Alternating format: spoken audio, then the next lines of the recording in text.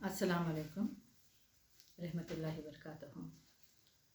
आज मैं first BCom first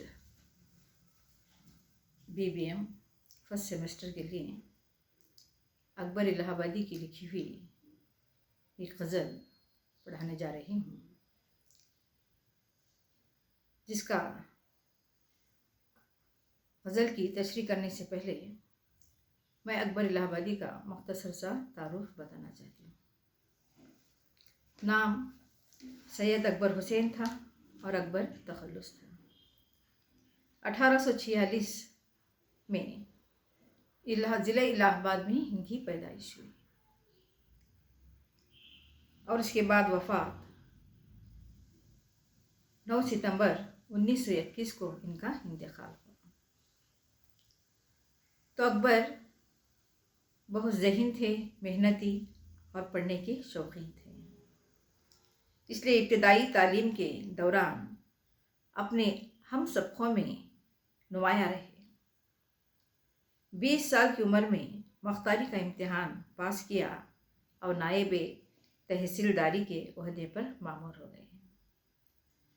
फिर चंद दिनों के बाद वकालत का इम्तिहान पास किया और मुंसिफ हो गए और जज के ओहदे पर फाइज रहे।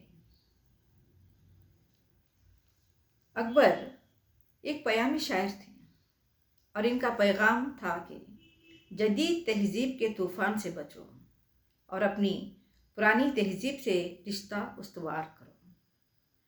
अकबर ने अपनी शायरी के इब्तदाई दौर में रिवायती अंदाज की गज़लें लिखी, मगर इन्हें जल्द ही अंदाज़ा हो गया कि वो इस्लाही शायर है और इस्लाही शायर को लामहला नज़्म का सहारा लेना पड़ता है। चुनाचे इन्होंने नज़्म का सहारा लिया और उर्दू नज़म पर अपना दायमी नक्शी छोड़ा है।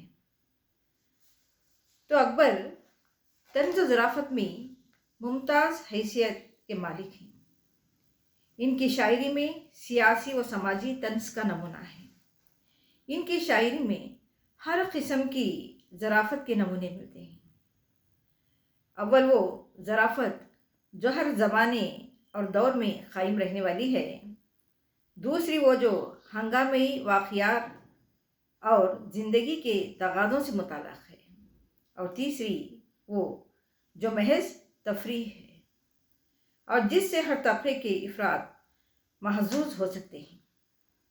इनकी शायरी में अगरचे बज़ला संजी का उनसर ज़्यादा है, मगर इसको ज़्यादा तंज़ या मिज़ाह की तख्लीक़ में हरबे के तौर पर इस्तेमाल किया गया है और बेशतर इनका कलाम वो है जिसमें उसलूब की निस्बत ख़याल और मवाद पर ज़्यादा तवज्जो दी गई है। और अकबर ने उनके दो जो शेरी मजमे हैं, दरबारे दिल्ली और बरक़े कलेसा, इनकी मशहूर नज़में हैं। इन्होंने अपनी शायरी का रुख अपने ज़माने की तरफ मोड़ने की नाकाम कोशिश की और अंग्रेज़ी तहजीब का जो सैलाब आ रहा था, इसे रोकने की जद्दोजहद की। तो उसके बाद अकबर की शायरी में जो भी हम चीज़ें देखते हैं, पढ़ते हैं, वह ऐसा लगता है कि शायद अकबर को मगरिबी तहजीब पर एक तंज़ था उनकी शायरी। तो एक जगह एक शेर में लिखते हैं किसके बारे में,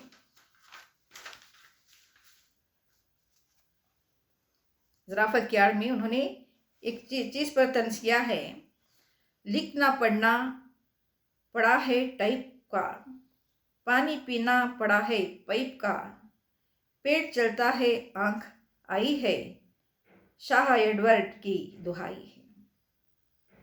तो बेपर्दगी के बारे में भी अकबर ने तंज़ व ज़राफ़त से काम लिया।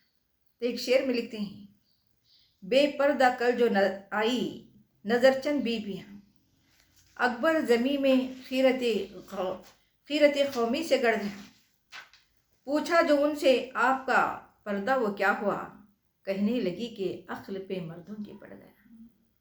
तो ये बेपर्दगी के बारे में अकबर की एक तंजिया जो नज़्म है। तो देखिए, आपके जो सिलेबस में रखी गई हुई जो नज़्म है, सॉरी जो गज़ल है, इस गज़ल की तशरीह इस तरह से है। तो अकबर पहले शेर में कहते हैं, ये उम्र कब तक वफा करेगी, ज़माना कब तक जफा करेगा, मुझे क़यामत की है उम्मीदें, जो कुछ करेगा खुदा करेगा। इस शेर में शायर अल्लाह से मुखातिब है, अय अल्लाह, ये उम्र कब तक वफा करती रहेगी, क्योंकि ज़माना क्या है, हमेशा हमारे साथ जफा कर रहा है, बेवफाई कर रहा है। तो इस बेवफाई को देखकर मुझे क़यामत की उम्मीदें याद आ रही हैं।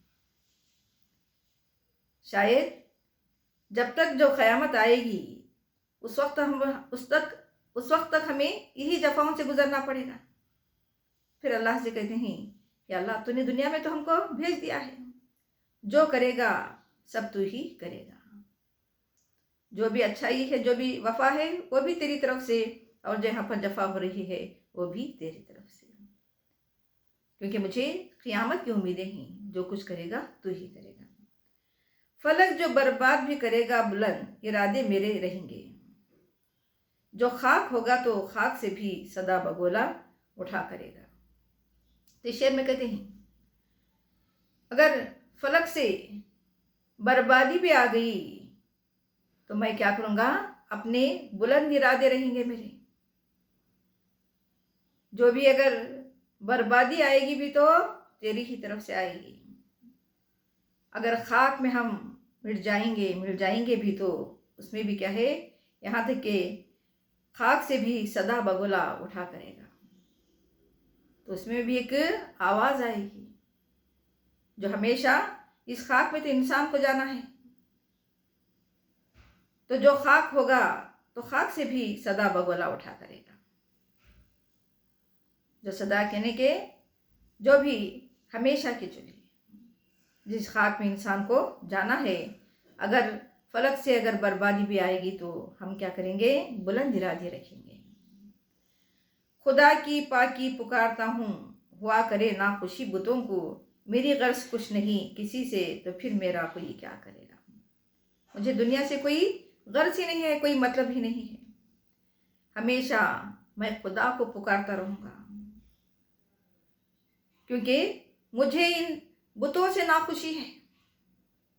आज ये दो बुतों को खुदा बनाकर जो इबादत कर रहे हैं, ऐसी चीज़ों से मुझे नाखुशी जाहिर होती है, तो मैं खुशी से पुकारूंगा, खुदा की पाकी पुकारता हूँ कि आए खुदा, इन बुतों को पूजने वालों को से मैं बहुत ही नाखुश हूँ, मेरी गर्ज कुछ नहीं किसी से, मुझे किसी से कोई गर्ज नहीं है, तो फिर मेरा कोई क्या करेगा।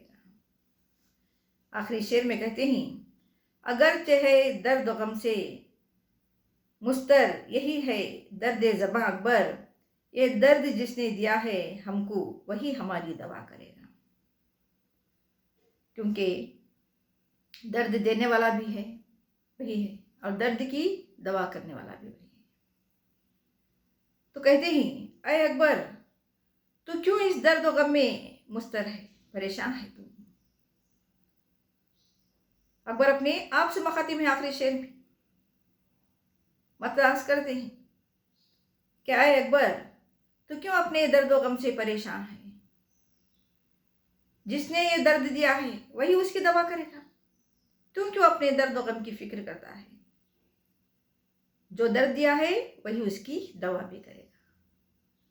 तो इस छोटी सी गज़ल में शायर खुदा से मुखातिब होकर कहता है कि ये उम्र जब तक मैं रहूँगा तेरे से वफा करता रहूँगा, लेकिन ये दुनिया मुझसे लाख बेवफाई करे, लेकिन क़यामत आने तक भी मुझे उम्मीद है कि मैं अपनी वफा से ही ज़िंदगी गुजारूँ।